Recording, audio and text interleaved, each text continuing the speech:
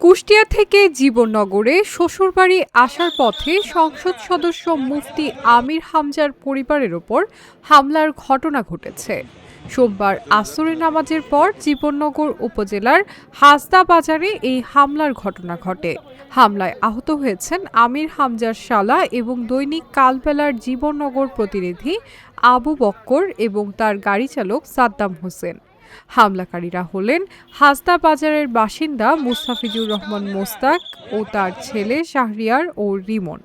আমির হামজার শ্যালক জানান, কুষ্টিয়া থেকে জীবননগর আসছিলেন তারা। হাসদা বাজারে পৌঁছালে একটি ব্যাটারি চালিত ইজি বাইক তাদের গতিরোধ করে।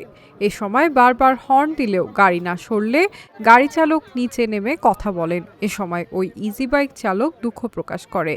এ সময় হঠাৎ করে বিপরীত দিক থেকে কয়েকজন এসে তাদের উপর অতর্কিত হামলা করে।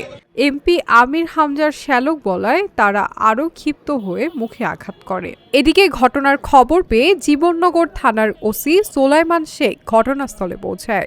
এ বিষয়ে জীবননগর থানার ওসি সোলাইমান শেখ বলেন, খবর পেয়ে ঘটনাস্থলে গিয়েছিলাম। এই ঘটনায় থানায় একটি মামলা দায়ের করেছেন এমপি আমির হামজা। পুলিশ 3 জনকে গ্রেফতার করেছে।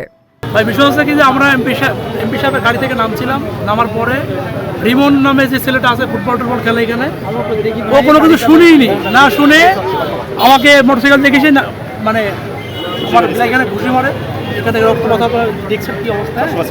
এবং সে একজন এমপিকে যখন আমির হামজা সাহেবের কথা যখন বলি তখন বলে সে এমপিটা আমি বলার সময় নাই।